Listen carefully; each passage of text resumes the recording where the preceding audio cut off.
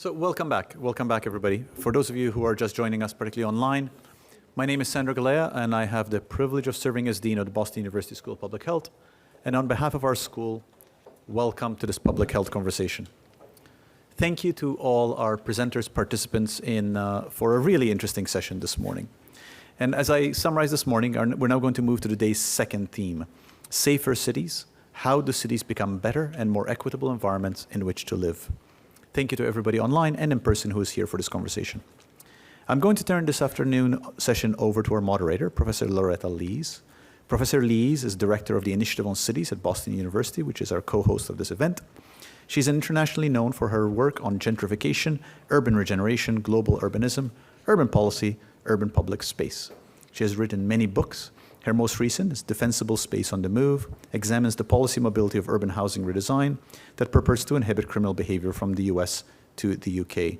Professor Lees, over to you. Thank you for joining us.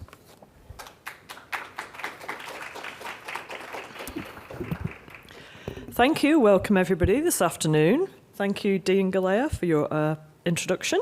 So it's my pleasure to be moderating this afternoon's session. Safer cities. How do cities become better and more equitable environments in which to live? So a quick note about the event's format before introducing the panelists. After all of the speakers are presented, we're going to have another kind of moderated discussion like earlier. I think we're going to stick possibly to taking questions from the audience again. If you'd like to ask a question, just raise your hand and they'll pass a microphone around.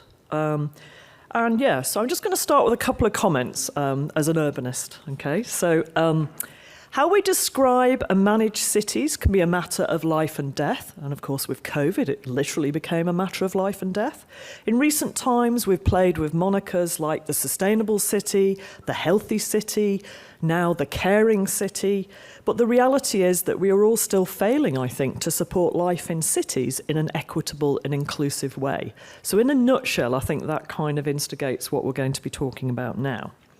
So over to introducing the speakers. So let me introduce our first speaker, Dr. Karen Chapple. Dr. Chapple is the director of the School of Cities at the University of Toronto, where she also serves as a professor in the Department of Geography and Planning. She is a Professor Emerita of City and Regional Planning at the University of California, Berkeley, where she served as departmental chair and held the Carmel Friesen Chair in Urban Studies. She studies inequalities in the planning, development, and governance of regions in the Americas, with a focus on economic development and housing. So, Dr. Chapple, thank you. Thank you so much, Loretta, and thank you for the kind invitation to the School of Public Health at Boston University, where I used to come for my violin lessons 40 years ago.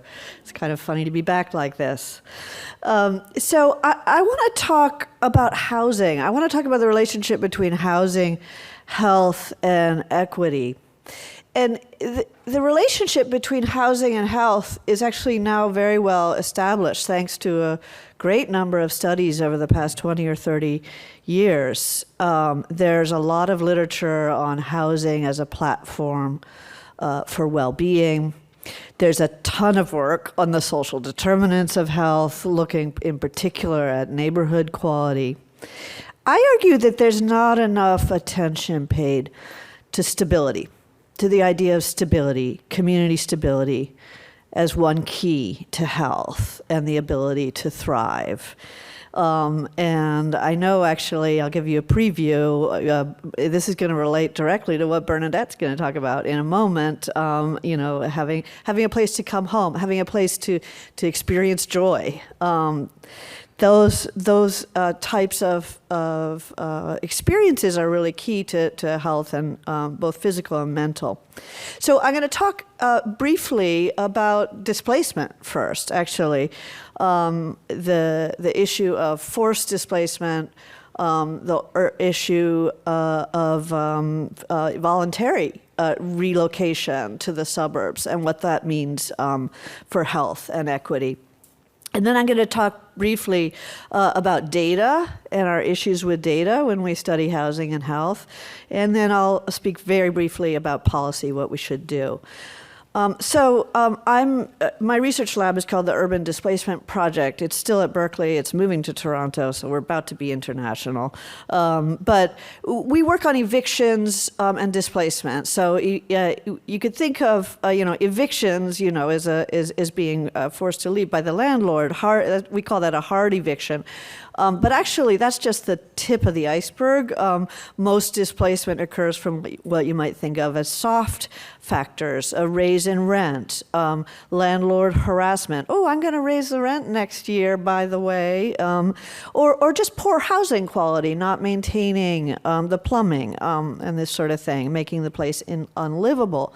So both hard and soft evictions, whatever way it happens, has health impacts.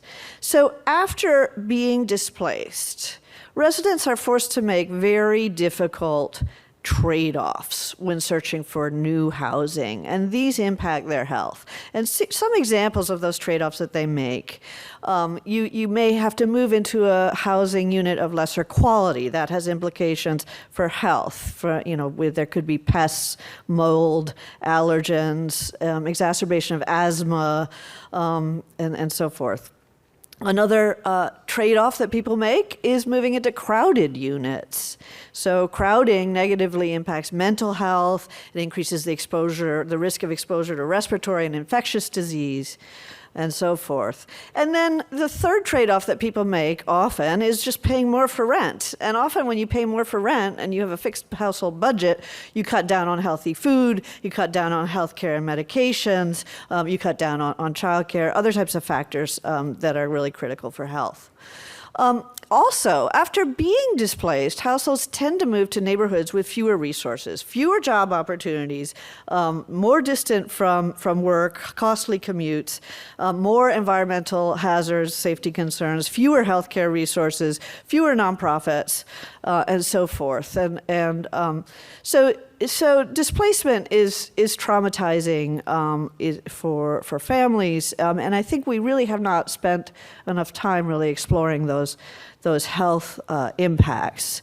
In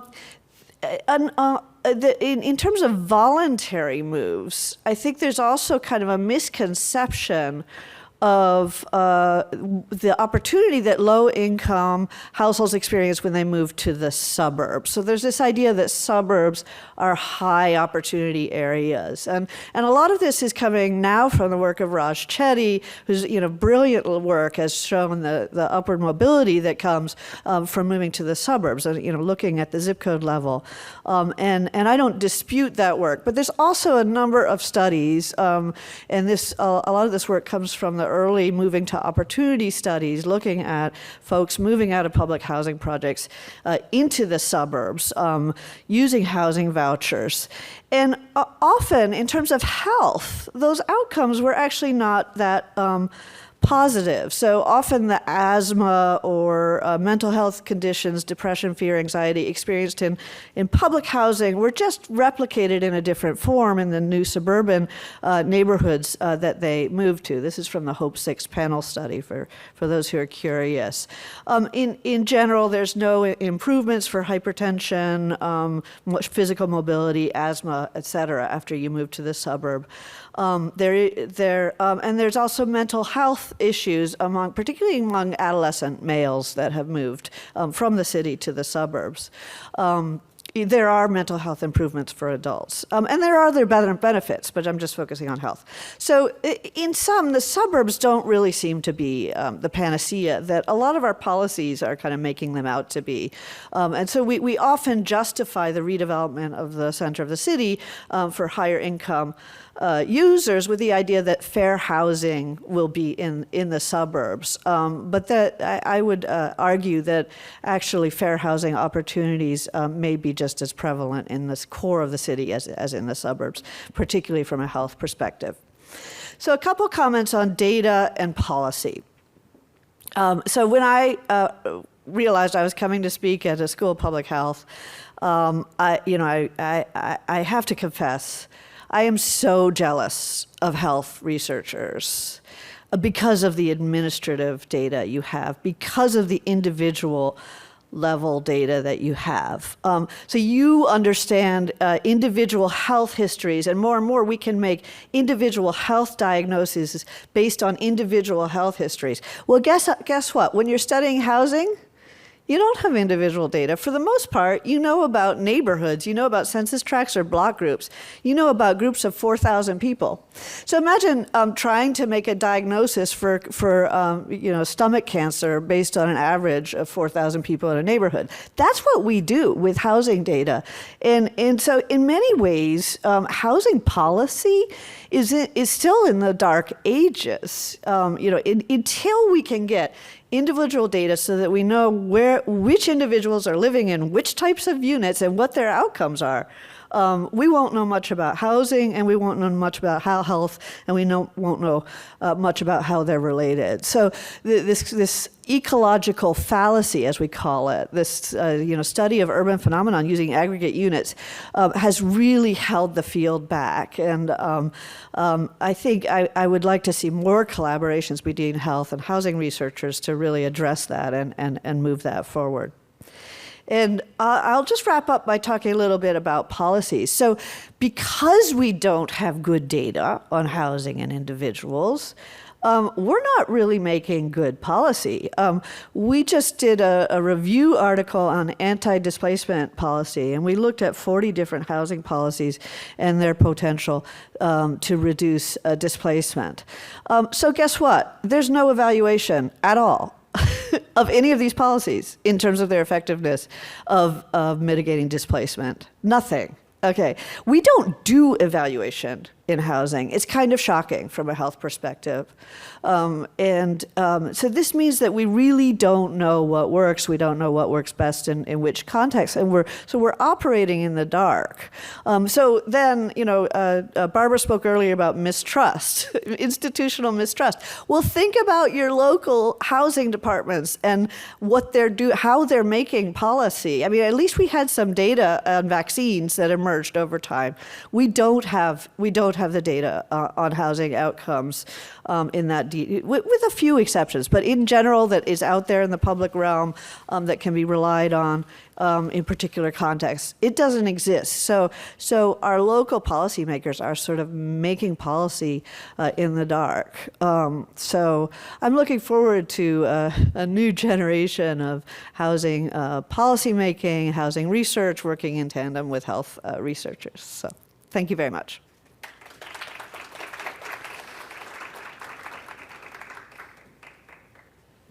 Thank you very much, Karen. That was wonderful. Okay, so we're now going to hear from Ms. Bernadette Merikle. I hope I pronounced that. Is that Merikle? Brilliant, Merikle. Executive Director of the Roadmap Project, a joyful intersectionalist that always leads with race. Her work is centred on a guiding question that ponders just exactly who the offspring of King Cotton and Queen Sugar could be if trauma were not at the core of that child's existence. As Executive Director of the Community Centre for Education Results, the backbone organisation for the Roadmap Project in Washington State, Bee's work has focused on setting the conditions for cities in the region to fully and joyously provide opportunities for Black and Brown genius to thrive. Over to you. Wonderful.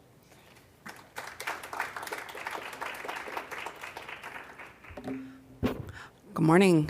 Well, afternoon. It's morning still back where I'm from. But it is such a pleasure to be here today, and I really am truly honored to be amongst these really wonderful panelists talking about health from very different perspectives. So I'm really going to throw you for a curveball because I am the resident woo-woo person everywhere I go, and my space right now is going to be an invitation to you to meditate with me and to think about what is possible.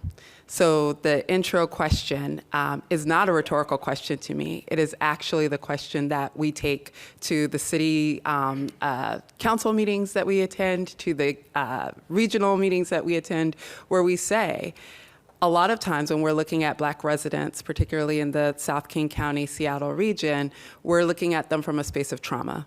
what is the trauma that has happened, particularly in the COVID pandemic, where there were, as everywhere else, disproportionate impacts on Black communities and communities of color in general, in regards to how they were experiencing the pandemic. Everything from it was really great in a very tech innovative kind of space to say, hey, we're going to go do education online, and we're going to give 1-to-1 devices, 1-to-2 devices in a lot of spaces in a lot of our districts to students, and that'll be fine. That'll be the fix for education, only to see that most of the Wi-Fi hotspot dead zones in our region existed, as you might imagine, in certain zip codes and with certain populations of our community. And so rather than look at it from a space of how can we just look at what is not working in these spaces, our communities asked for us to center community and to lead with race in a lot of the conversations that we were having. So in the midst of a pandemic, rather than just saying, okay, we're going to set up vaccination clinics and we're going to set them up at the places where we already have public health offices, we really partnered with our nonprofits to say, where are the places that people who are disproportionately impacted by this pandemic are living and have less access because the light rail stations have not been built in their communities yet. The buses are not running in those spaces, and the requirements to even get on a bus during our pandemic are disproportionately impacting the communities that we needed to go to. And so the general gist of the work that we do, particularly in the Roadmap Project, which encompasses the south end of the Seattle Public School District and much of the kind of suburban school districts south of that, all the way up to Olympia, our state capital, was to say, what would happen if we trusted our community? What would happen if we said, you know, they're not so traumatized that they can't participate in anything. They actually are, I also have problems with the word resilience, but they actually are resiliently just taking this as, this is the thing of the day that we have to deal with. And so as the thing of the day, we are going to come up with solutions to make sure that pleasure and joy, which are just as much our birthright as everyone else here, are centered in the solutions that we have. So with that, I'm going to ask you to meditate with me for just a minute on the non-rhetorical question of what would happen if we considered that the offspring of King Cotton and Queen Sugar was a child named Pleasure. So I'm going to ask you to close your eyes for a moment, trust a little bit, and I'll read you a little bit of prose from J. Ruth Gendler on what is pleasure. Some people are more accustomed to pulling up the dictionary. I tend to go to poetry and prose to define words. So consider, pleasure is wild and sweet. She likes purple flowers. She loves the sun and the wind and the night sky. She carries a silver bowl full of liquid moonlight. She has a cat named Midnight with stars on his paws. Many people mistrust pleasure, and even more, misunderstand her. For a long time, I could hardly stand to be in the same room with her. I went to sleep early to avoid her. I thought she was a gossip and a flirt, and she drank too much. In school, we learned she was dangerous, and I was sure that she would distract me from my work. I didn't realize she could nurture me. I didn't realize she was the work. As I have changed, pleasure has changed. I have learned to value her friendship. Keep your eyes closed just a little longer as you think about what would it taste like? What would it feel like? What would it smell like? What would your neighborhood look like if it were centered around pleasure as opposed to trauma mitigation? What would it look like in the Black communities of the places you come from if we centered on pleasure and joy as opposed to trauma mitigation? As you're ready, please open your eyes. And I'll give you a few examples of what that pleasure looks like in Seattle. So one way that that pleasure has come to be is that at the beginning of the pandemic, as you might know, imagine, have read about, Seattle is home of places like Microsoft and Amazon and lots of tech spaces that have the resources to tackle the big problems of the day. At that point in time, at the pandemic, it was, we're going to go to remote learning. And so how do we get how do we get laptops, how do we get Wi-Fi hotspots into the hands of students? And our students from those most impacted communities said, I don't care if you get me a laptop. First of all, I'm a digital native, and so I do everything on my phone, so what is a laptop? And then secondly, I can't even get out of bed in the morning. I am so depressed, I'm so anxious, I am so disconnected from your belief that education is the thing I should be most concerned about right now, when really I'm worried about, is my mom gonna make it? Is my dad gonna get out of the hospital? Is my grandfather going to be able to pick me up after I get back from whatever care environment that was still barely working at that point in time? And so we said, okay, well, what would you do? What is it that you need? And before the pandemic, we knew that mental health services were a bit abysmal, particularly for youth in our region. They complained about things like, one, long wait lists, not being able to work with folks who looked like them and understood their life experience, so they spent a lot of time just describing their neighborhoods and their conditions before ever getting any mental health support. And so when we said, well, what would be different for you? They were like, trust us. Trust us to hold circle, trust us to work in community, trust us to be together and to help each other out. And our public health service, through our Best Starts for Kids grant funding, was able to, in a bit of Titanic ways, where it was really hard to turn a big ship really quickly in the ways that we needed to, was able to say, well, let's pilot some things. And so we were able to pilot a youth healing project where the youth were the ones who decided, this is what we need to have happen for our healing. This is what we need to get through this pandemic. Like, you're telling us we need laptops, we're telling you, no, we don't need laptops. What we need are to be together with other people in ways that are innovative. And so that innovation space, innovation is another word that I sometimes struggle a little bit with, but we opened up the space for the youth to be able to connect back to their ancestral ways of knowing. It wasn't necessarily an innovation, there was nothing new under the sun, really, but it was about returning back to ancestral ways of being and making space for that to happen in our policy making. I've got tons more examples. I know we're pressed for time for today, but I really do hope that you will take that question of what would it mean? What would it taste like? What would it feel like? What would it smell like? What would it look like for us to prioritize pleasure and joy in our city responses to really catastrophic times as opposed to trauma mediation? And where might we come up with much more innovative and much more ancestrally connected ways of doing different in our policy making if we started from that premise instead? Thanks.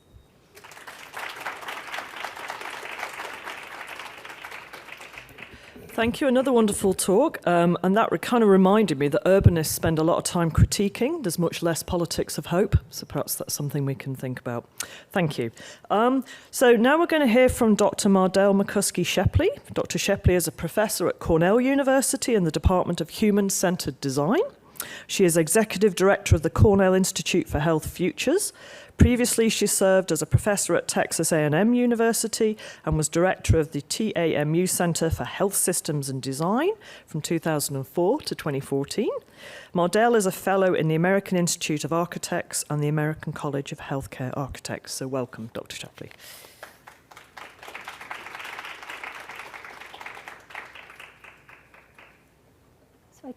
Oh, good. Just what I was hoping. So people sometimes wonder why an architect is engaged in research, and my motivation is to provide the environments that suit the people for whom we have designed them. And you'd be probably surprised how often that goes by the wayside. So this particular project was motivated by my concern about gun violence we've experienced in our country and other parts of the world, and what can designers do to help mitigate that. I just want to acknowledge the team of people. I'm going to summarize this research project quickly, then tell you about the next few ones we're working on. Acknowledge the participation of my team members. Pretty exciting. All right, so the question is, I pose it right here. Can design help to solve the gun violence epidemic? We know a lot about, so speaking to your issue, what would I do based on my motivation right now to provide joy would be to provide access to nature and places within that natural environment for people to build their cultural settings to help them feel supported. So we do many studies indicating that when you have access to nature, there are health benefits, including stress reduction and other things, and that introduction of some of these spaces is particularly crucial in some communities.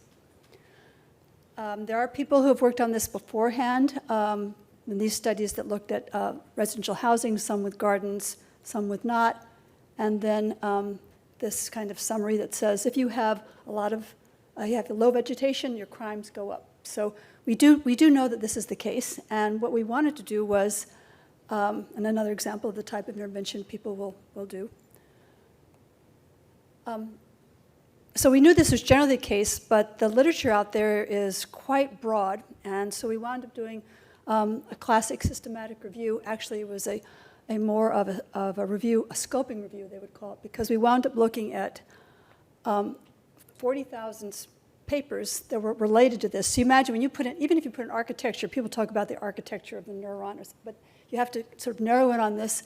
We wound up with 2 people working in parallel, not consulting with one another, identifying these papers, and I was sort of the deal breaker. It took us over 2 years to actually do this process. And came up with 45. And rather than, this gives you an overview, what I'm going to show you briefly next, and there, we looked at 5 kinds of green space, and all violent crime, and then crime involving homicides and non-homicide. So what I would say is, one reason we do this is people know that parks are good. If we can demonstrate that by building a park, you can actually save the city money, all of a sudden people go, oh, okay, that's good. So we also look at the return on investment, and sometimes a single murder can cost a city up to $500,000. So think what you could do with just creating a community park using that same amount of money apart from the other kinds of activities. So parks are hard to evaluate because they are so different, and because you can't do have a non-park and then a park, because parks take a long time to grow. So the results on parks are pretty split. So if it says down, that means crime is down. Three helping with reducing crime, and 3 winding increasing it. Community gardens turn out to be, talk about places of joy, community gardens turn out to be a place that really have a big impact on a neighborhood. So you can see that there was 6 studies found that crime went down in neighborhoods that had these community gardens, and introduced pre and post, and that was something you could do and look at over time. Just putting trees along a street and some grass and a place to sit on a corner had this very important impact. So you can see 4 of the studies wound up saying crime went down. All these things have to be done in the context of the neighborhood and what the community wants. So sometimes people have had these programs that have not worked out because they have not had buy-in. So this is all community collaborative work.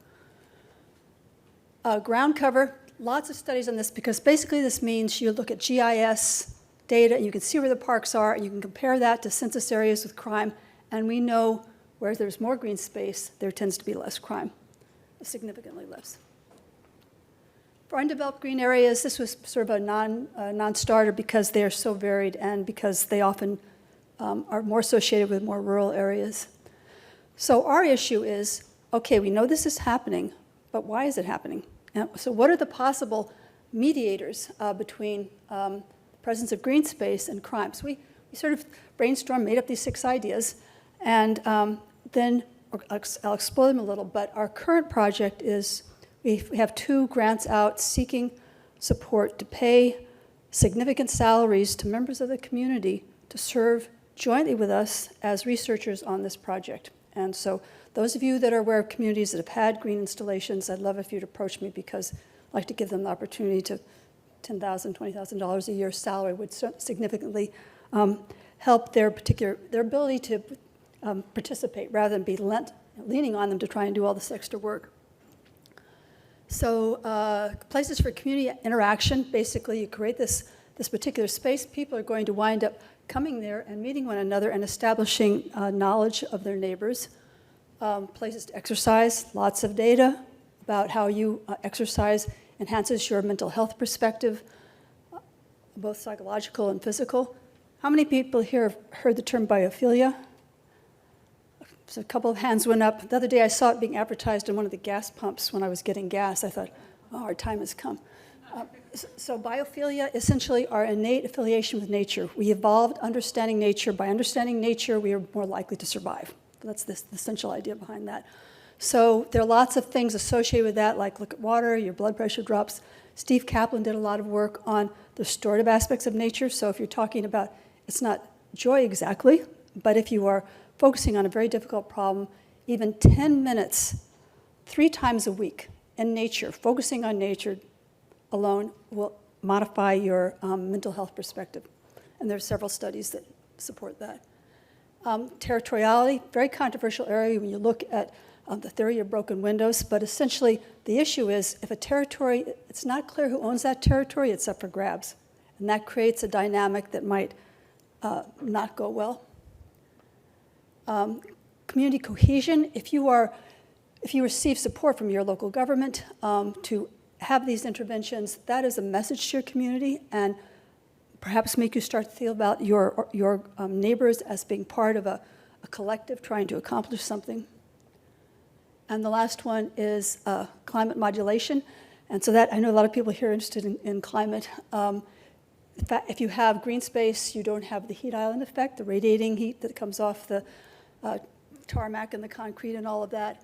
And also that the leaves themselves tend to filter particulate out of the air. So that may be contributing to it.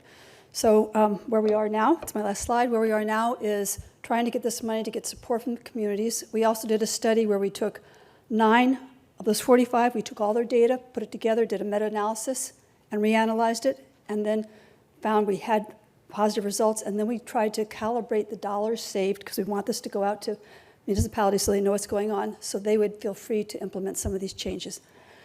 So thank you very much.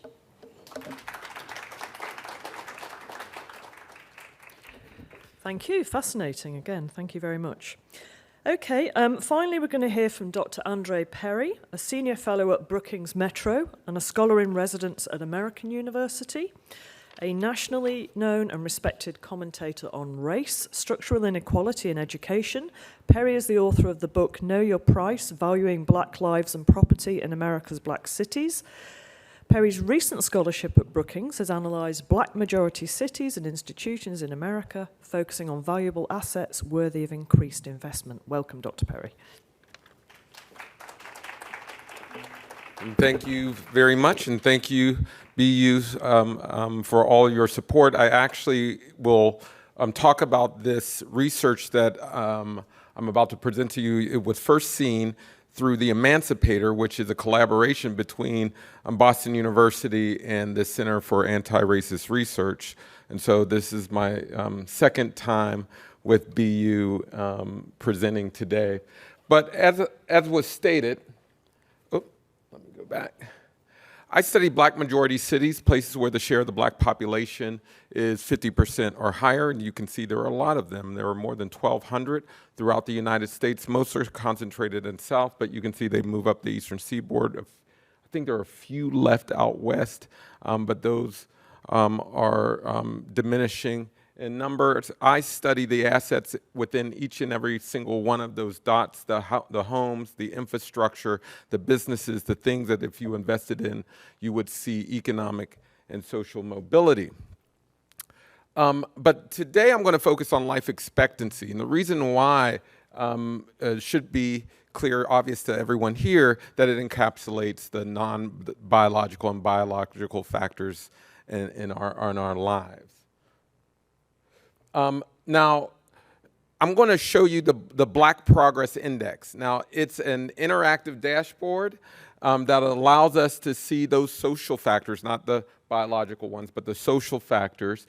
It came through a partnership with the NAACP. And our mission is to strengthen the assets in those dots I showed you earlier that will increase life expectancy and well-being. But we want to look at strength. We want to look at the places where people are living well.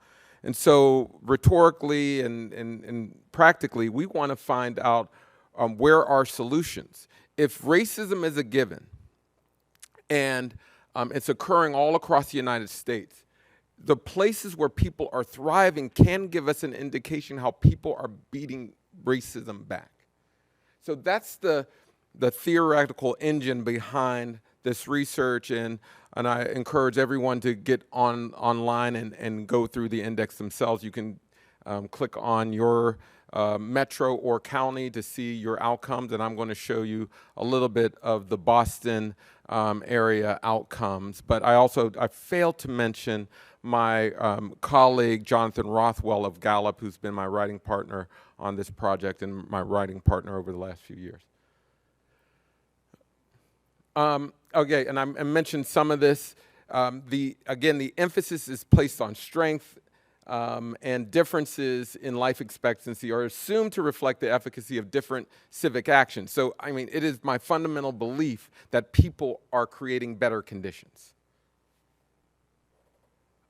Just some of the methods we downloaded as many databases as possible, from U.S. Census to Fed Reserve databases, Facebook databases, Redfin. So, and then because we use a machine learning algorithm to analyze those variables, as many people in this room know, that it just allows you to, particularly if you're taking an atheoretical approach like we did, just to look at as many variables impact on a dependent variable. We looked at life expectancy at birth. Then we categorize those variables in specific areas, and I'll show you what those are. This is what the dashboard, the initial index looks like. Again, you can go on that first dial is what we expect. It's a predictive model. This is life expectancy for Black people, and on the right dial is the actual. So our model was highly predictive. You can look at the paper to see our R values, but very highly predictable. On the far right, those are the most influential factors on life expectancy.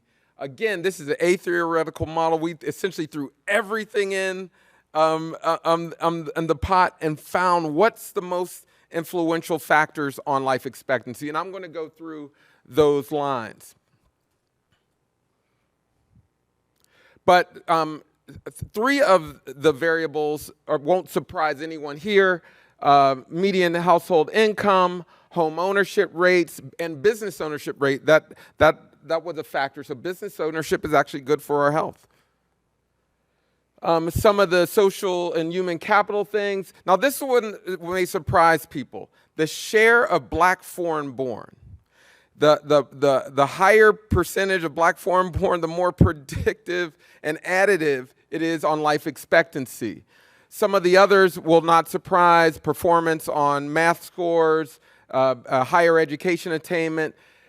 We found that your social network. So we infused the Facebook data, and we found the mean distance of your Facebook friends in a county or a region with a positive impact on life expectancy, or predictive positively on life expectancy.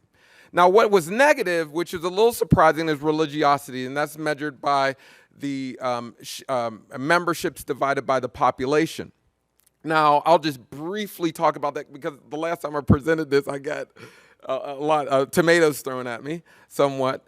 But in general, remember, this is correlation, not causation. Going to church doesn't necessarily cause a region to have lower health outcomes. But we generally know that church goers are more likely to be obese. But I also think that there's a suffering that people or suffering that occurs that compels people to go to church. So people may be hurt going to church. And then I do believe that this idea of giving it all up to God, putting it all in Jesus' hands, so to speak, is antithetical to positive health behaviors. But that's something we're going to explore in the future. Each one of these sectors deserves deeper exploration for sure. Oh, safety, gun-related fatalities was a negative drag on life expectancy. No real surprises there. It really popped as one of the biggest negative drags on life expectancy. Walkability was a positive. So if you live in walkable neighborhoods, if we have a lot of that, so it's positive on life expectancy. Again, I don't think that's a surprise. Family health. When we do not share around family composition. Again, this is not to blame or to say cause, but it did pop on in terms of predictability for life expectancy. Children who don't live with their father. Now, clearly, you saw income as one of the positive predictors. Without question, we see black fathers actually spending as much time with their children as other parents. However, the separation from fathers and sons really divides income and wealth in significant ways that have a drag on life expectancy.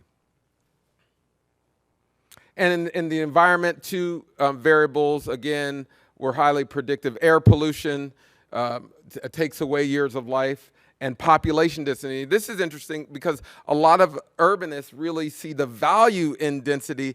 However, for black life expectancy, it was negative. I'll briefly give some commentary on that. I think the innovation, the social things that come along with density are essentially being blocked, so segregation is real in our highly dense communities. And you can see here the strength of each. Percent of black foreign born, highly predictive. Home ownership rates are high. And then going down to the negative, we have black firearm fatalities and religious adherence per capita.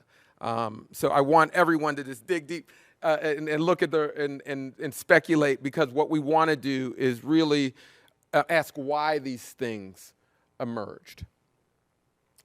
I'm just going to close out with some Boston numbers. Again, this is comparing black people to black people throughout the country. Black people in Boston are living a long time.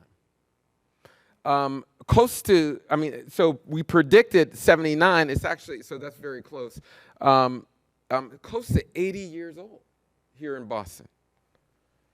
Again, there are lots of places, hundreds of counties where black people are living well over national averages, well over.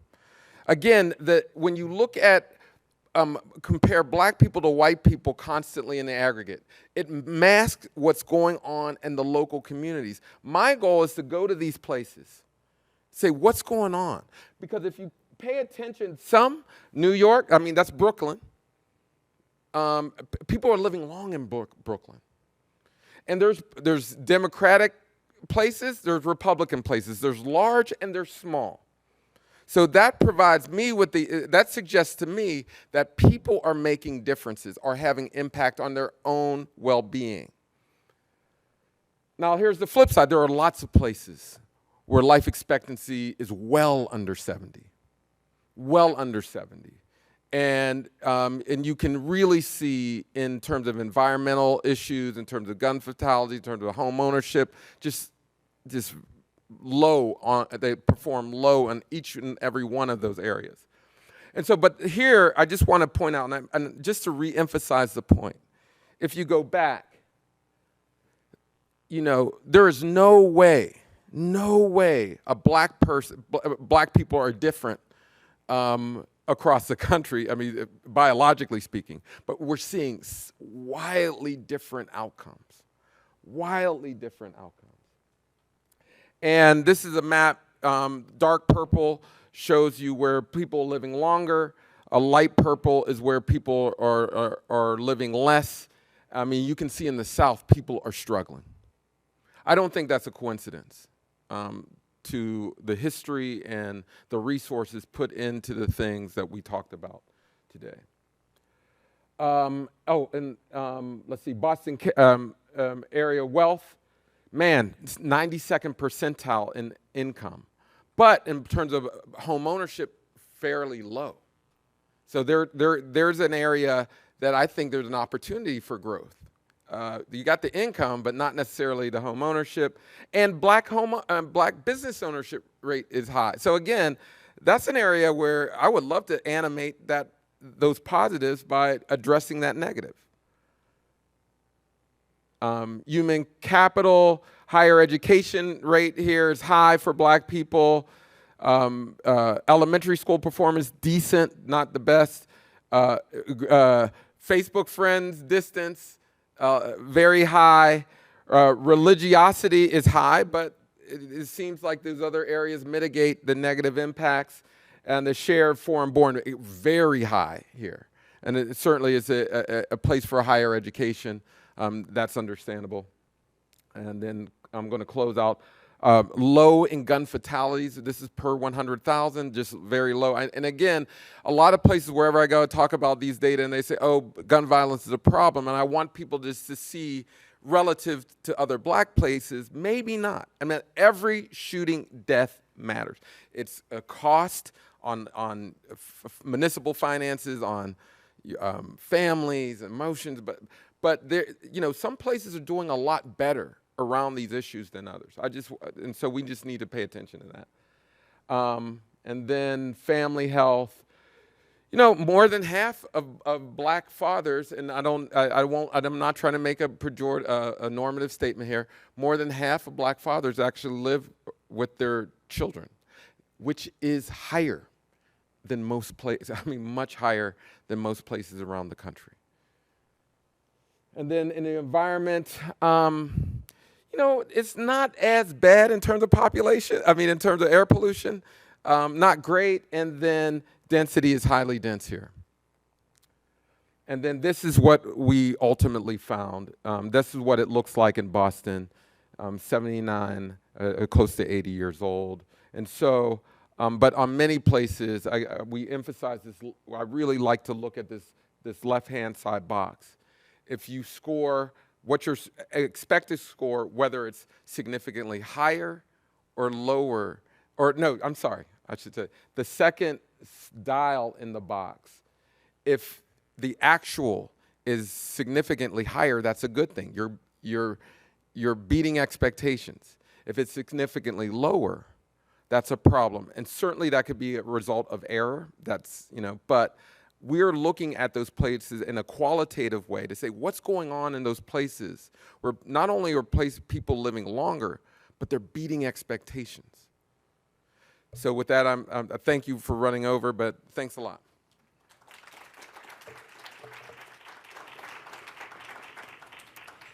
Okay, thank you very much, Dr. Perry. Okay, so we're now going to invite all the panelists to join us up on stage on these very high chairs. And what we're going to do, I think, is start off having a discussion with the panel and then maybe open to the people in the room if they want to ask any questions. So.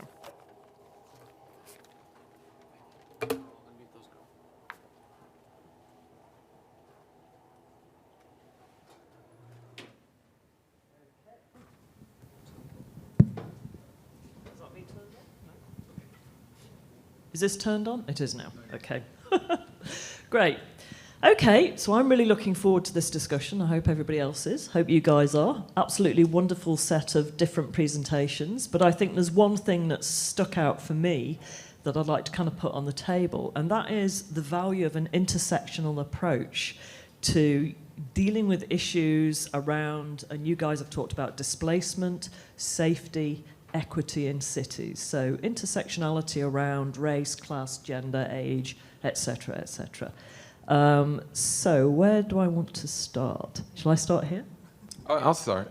Mary Rowe, we met in New Orleans right after Katrina. I was a professor in the University of New Orleans, and how I actually started writing about all these other things is because I actually got sick of people saying, if we could only fix the schools, everything will be all right.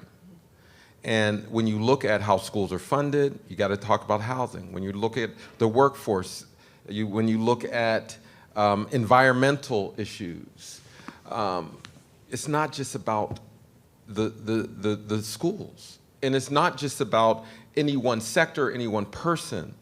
It's about really seeing how these sectors connect. I used to say all the time, and I meant this, kids don't live in schools, they live in communities. And if you were really interested in education, you would deal with all those factors in an intersectional way. We have enough experts who can walk and chew gum at the same time. But in many from an institutional perspective, you have school leaders, public safety leaders, you have the business community that never talk to each other. And so for me, I want people who can make the connections across age, race, sectors. It's really taking an interdisciplinary, intersectional approach to addressing these very complicated problems. Yeah, ditto, basically all of that. Intersectionality in my work often looks at identity issues of individuals and communities. And so looking exactly at those things, like I will be the first to admit that I'm kind of a one-trick pony. I lead with race, and that is where I start. But in the context of intersectionality, race often gets left out. Like we want to disaggregate by everything that says that acts as a proxy to race without ever talking about race. And so that space of really being truly intersectional and looking at like, what is the difference between a foreign-born Black person and a person who is generationally connected to enslaved people in this country as a Black person, and what are those differences? And where are the similarities that come up in there is really important in talking about and being intersectional in the work that we do. Right, so intersections can go so many directions, and one way I'm playing it now, I'm thinking about participants in the process, is that profound community engagement. I don't mean just asking people questions, profoundly integrating them. But my research team, on that team, there's an environmental psychologist, a landscape architect, an engineer. We no longer can operate in a world where one discipline can answer all these questions. And each of these individuals sort of takes responsibility for all these intersections and bringing their expertise, because no one of us can really manage all of it. So sometimes we live in a world where people tend to want us to specialize. I think that's probably not going to be useful in facing the wicked problems that we all address. Yeah, and I would add that, the instinct to specialize and the reliance on expertise, this is what our institutions are built on. And if you go back to the progressive era where we reformed city government, we had commissions of experts, and we had a civil service that then promoted experts in every department. And then you echo this in academia, where to get tenure, you have to have expertise in your own narrow discipline in a very niche area that you add value, you add new knowledge, and you have to show that you can add a new knowledge in that specialized area. So our institutions are really set up to be balkanized, and we're not going to move forward until we can actually reform those institutions to overcome those silos. Yeah, and I think it's really important that we talk about interdisciplinarity. We talk about the crossover between policy, practice, academia, three kind of bodies that rarely speak to each other, but actually it's events like this that enable us to bring them together and are quite important. So my second kind of trigger question, not really a question, but it's to get you guys thinking. The other thing that struck me from all of your talks was the centrality of mental health, and you even talked about it with religiosity and stuff. So obviously we're in a kind of mental health crisis, particularly post-COVID in cities, particularly amongst young people. Mental health issues have escalated, and they're around a whole host of different reasons why they've happened. What do you see as the solutions to that from your own personal perspectives, according to what you've talked about today? Well, I think mine was, I think I sort of expressed green space. Pretty self-explanatory, that my notion is to use green space as a way of addressing mental health. As architects, we have these huge egos. We think the physical environment can solve everything. Clearly, one of the slides, we saw that, maybe it was the previous session, where only 10% of the contributors to health were associated with the physical environment. Of course, I feel like the physical environment creates the setting for everything else you want to do. So it may have a greater role than that, but it is, all my experience right now supports this, particularly in people I see in underserved settings and in academic settings, students, huge struggle going on right now. Yeah, one of the really great outcomes of our Youth Healing Project was just the trust that was built of the so-called experts, the niche folks who are like, I know how to fix your mental health. listening to the people we were trying to say, hey, we want to fix your mental health. And so going to youth, particularly youth who are not typically the youth that we go to. Opportunity youth, which is a very niche term around 16 to 24-year-olds who have kind of been pushed out of the system. And so the system itself wasn't serving them even before the pandemic. But the way that our experts and our systems opened up to say, like, we actually don't know what the answer is in this moment, and trusted our community of youth who said, well, this is the answer, let's try this on, and actually allowed for much more grace for things to not go perfectly and not to like get the exact outcomes that they wanted, that youth are still involved to this day, and our county government is still involved, and our public health system is still involved in how do we evolve that and how do we learn from that has been a really core part of just unintentionally impacting mental health, where people feel trusted now. They feel like they belong. They feel like they're part of the system. They feel like they're part of the community of solution makers. And before, they felt like they were on the outside looking in, being done upon. I just, in Mary's talk, she talked about effects of the COVID pandemic and what we've learned from it, and effects. And I have to think that we've all become a lot more compassionate. I mean, we had endless emails during the pandemic from our deans. You don't worry about your tenure clock. Oh, you want to have a baby? Please go ahead. Take years. And the same thing with the schools. They're like, oh, we understand it's going to take you a long time to complete this assignment, and so my daughter is still like, oh, I don't have to finish that. There's always an extension. I'm like, this is not real life, please. But that compassion, so we learned compassion, but we didn't really apply it yet to how we think about city building, and more broadly, how do we build compassionate cities? So I think there's an opportunity to kind of leverage that to kind of extend the learned compassion into how we plan and build our cities. I wanted to add a couple other things related to the environment that tie some of this together. I think providing mental health services in communities is so much better than bringing people into emergency rooms in large hospitals. And that is a trend that we're seeing. And a lot of those people can be deviated from entering the system because they are treated early on. The other possibility is providing services in the schools so that young people have individuals to go to, then allocating space within these school programs for health care providers to come in and provide the care more directly. I'm going to answer this a little bit differently. I really want to send a message to the public health professionals out there. Lots of them are struggling because this last 2 years have been very difficult. And in general, people who are working on racism, sexism, homophobia, and things like that, they also are suffering from, they're in a mental health crisis. And so I think the power of convenings like this is to have us recognize that we have to work together for our own mental stability. That there are many professionals who are on an island. When you're leading a health department in LA, I mean, you need to have support, not just a staff. You need, a real safety net for yourself. And so for me, what I see, and this is purely anecdotal, what I see is a lot of public health professionals who are struggling with their mental health. And we're always trying to help others, but I do think that convenings like this is an opportunity for us to see the power of networks and working together. Yeah, no, that's wonderful.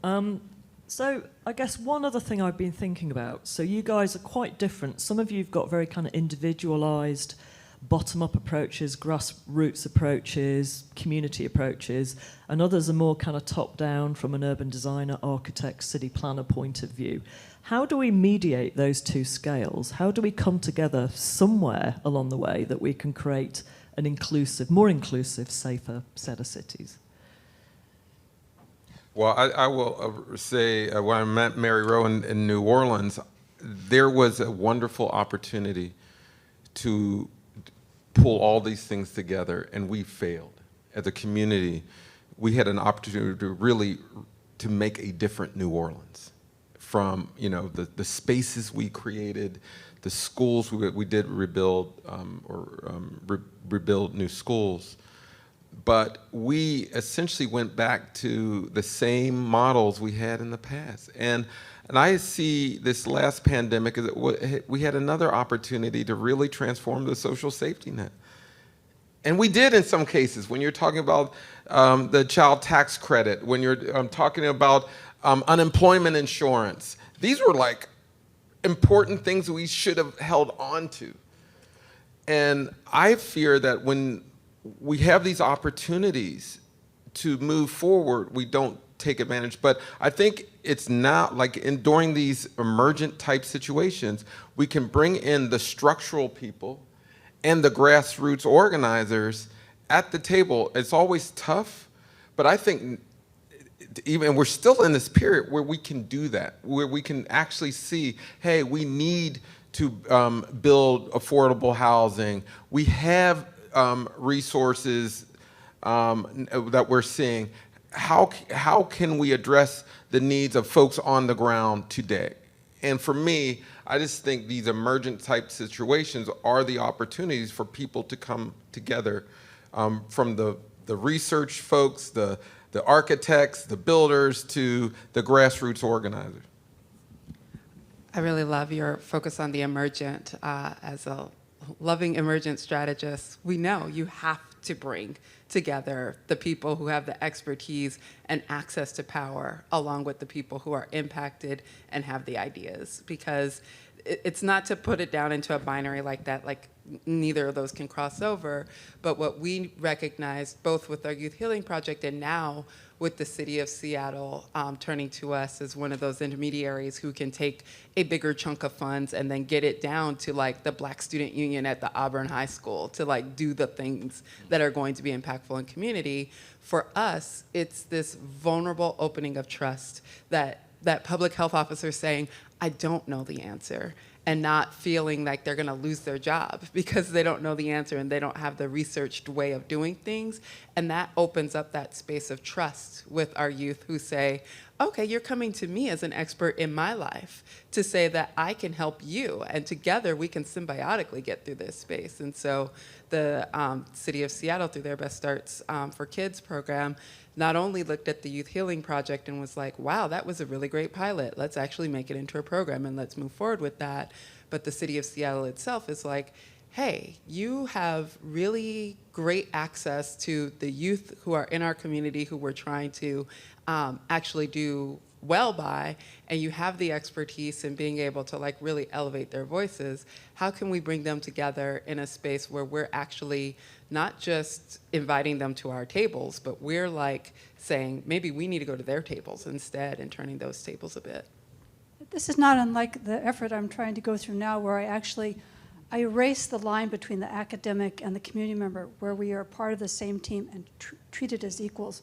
So I think that is, I feel like, I know it seems like it's opposite ends, but I'm not sure things aren't just sort of circling around, coming together in some place because of the dire need to make progress and people's enthusiasm for trying to address these issues. I see this as a very hopeful time, and I see in my students, they're interested in being engaged at all levels, and I'm hoping the next generation will do better than mine. So I'm going to take this in a little different direction. You know, in the last panel, I was chafing at the bit a little bit when we were talking about innovation and the local level, which I totally agree with. It's all going to be happening at the community level, all the new ideas that emerge locally. That said, you need that top-down structure in order to empower them and to spread them.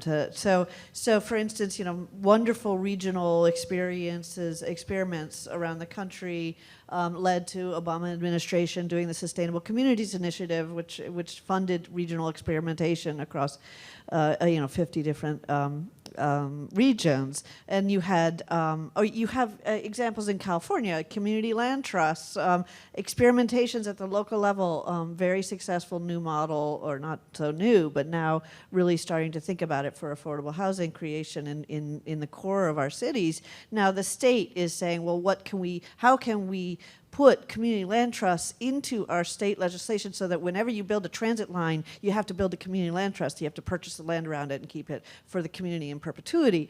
And so you have that kind of bottom-up, top-down. And you can even look at the state of California as being the bottom-up, changing the mileage regulations, right? And then the rest of the country has to follow suit. And the national government has to follow suit.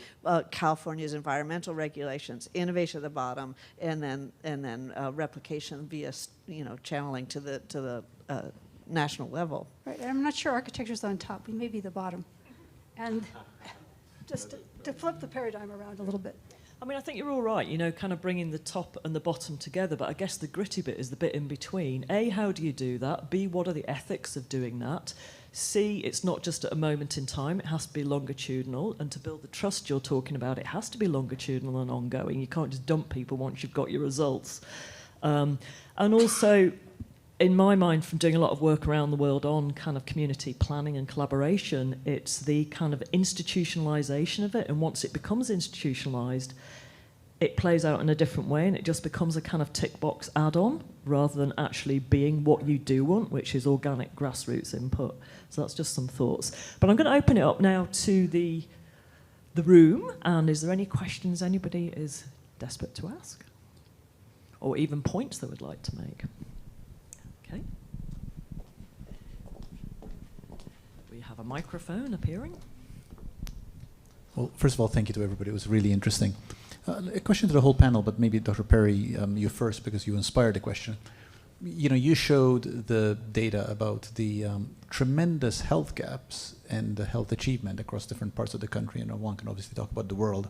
And I feel like in both this morning's panel and this afternoon's panel, one of the dangers of sort of conversations like this is we're sort of like homogenizing. We're saying like cities, as though the problems were the same everywhere, as though everything's the same everywhere. But in fact, when you have a 20-year life expectancy gap, things are not the same everywhere. Right. And and you show the Boston, Newton, Cambridge area, which I think one interpretation of that would be we're not doing too badly actually here, right, by sharp contrast with other parts of the country. So I was wondering if you could comment, maybe everybody else can actually comment a little bit about that, about the different challenges that are faced by different cities, different urban areas, intranational as well as international, and how that sharpens our thinking about what needs to be done. Yeah, I've been thinking about that a lot because it is clear people of color are not a monolith, black people are not a monolith, brown folk are not a monolith, and we are in wildly different contexts. If you are black and you live in Jackson, Mississippi, the strategies for improvement are vastly different than if you're in Cambridge, Massachusetts. But our metrics often mask those different realities. And in somewhat of a debate with one of my colleagues, they wanted me to not take sort of the pressure off of showing racial disparities, because when you compare black to white, you keep that pressure on. But see, I have a greater fear. I worry that if we don't share how people are changing environments in various contexts, we don't encourage those places where outcomes are worse, and we don't have people communicate in different places. People in Jackson need to communicate with black people in Boston. Black people in Boston need to communicate with black people in Pittsburgh. There are certainly related things and that we can draw from. I joke to say if there is a Wakanda in the United States, it's the DMV. It's Washington, D.C., right? Like that area, but Washington, D.C. actually has the worst outcomes among the cities. But if you live in Montgomery County, 80, you're more likely to own a home. That just didn't come because of the federal government is there. And I also believe, while you can't place a federal government in every city, you can understand what benefits workers get, what insurances they get, what kind of housing programs are there. I just think that there's a lot of cross-pollination that we can have, but we first have to recognize that we're not all dealing with the same issue at the same time. It is not true. And just one more thing, because I just presented to my hometown of Pittsburgh, Pennsylvania, and there was a report out that said it was the worst place in America for black women. And I said, that is not true. That is not true. Because I also, this is the other fear that I have, that we in order to create a sense of emergency, we show racial disparities in a way that says that that there's almost impossible to overcome. Like, in a way, it doesn't show the opportunities for growth. And I am a structural racism writer. That's all I do. With that said, I see hope in a lot of places. I see change in a lot of places. And I see opportunities to learn from the areas, from the activists, from the scholars, from the folks who really doing interesting things, to say, hey, did you talk to this person over here? Maybe there's a strategy that can take place. So for me, I don't want to portray a story that is so homogenous that it hides the very real differences that people are experiencing and the positive impacts that people are having in different parts of the country. At the end of the day, I think that certainly with youth, but probably with all of us in this room, when you have the idea, when you're bought into the idea, you're more likely to follow through on the idea. And so for me, it isn't so much like, do we need a very specific program, like a youth healing project? How do we go establish a youth healing project in every other city and like do something like that? It is more the mud of the, how do you bring people together? It's that kind of strategizing that I think is really important when you're talking about what does it look like across different cities? What does it look like across the globe to do things differently? Like, what is the strategy around building that trust so that you can sit at the table together, so that you come up with the solution that fits for your city, which may not be a youth healing project. It may be something completely different, or it may be a riff or an iteration on that. But because you got to come together and come up with that solution, you're more bought in, you're more likely to make it sustainable, as opposed to, oh, y'all brought in that Oakland project over here, and we'll do it for as long as you're here, but as soon as y'all leave, we're gonna let that go. I'll just add on the dangers of homogeneity in policy making. I really what I'm concerned about in academia is the hegemony of the United States and the United States Academy and policy views, and the U.S. prescriptions that we've come up with are so clearly inappropriate, and there's so much to be learned from other parts of the world. It's so much of a need for humility, and I'm very concerned that the U.S. in particular has closed its borders in a way in the last few years that needs to be completely reversed to rebuild a lot of those international collaborations and to bring in different types of viewpoints into academia. So anyway. I mean, not much to add. You're making me think, okay, this next green project I'm going to make sure I'm working with local adolescents to get their input about what they want. I mean, that's part of the philosophy behind all of this. And these same individuals, these adolescents, the adults, they contribute to the questions that we ask. So it's really broadly based. But yeah, thank you all for your comments. Thank you. Yeah? And I just have a couple of quick things. One is to remind us all that... Do you want to just hang on, wait for your mic? Cities are slow, right? I mean, we're all urgent, and I hear you, Andre. I mean, I look back at 17 years ago that we landed ourselves in New Orleans, and sure, there was disappointment, but cities are, to use the good and bad use of the term resilient, it takes a lot to kill a city. They hang on, and they evolve over hundreds of years. So we just need to remind ourselves, like, water with a stone, change happens, but it happens over time. Second thing I would say is that I think peer-to-peer learning on cities, the horizontal piece, which neither Canada or the United States does very well, is the critical way that change happens and change happens more quickly. So just as you were suggesting, black people in Pittsburgh, black people in Brooklyn, same with city builders of any particular description, learning from each other. And it's back to that notion of where somebody somewhere is doing it right. Somebody somewhere is doing it well. And how do we amplify and learn from each other, mimic like crazy, try stuff, and not allow academia or expertise or top-down rules to squelch the kind of informal way that what was the expression you used, Bernadette, about being digital native? Mm-hmm. Kids have contacts and networks all over the place. So they are exchanging already, and we just have to catch up and bring all of our city building practice so that we can learn that quickly and adapt that quickly.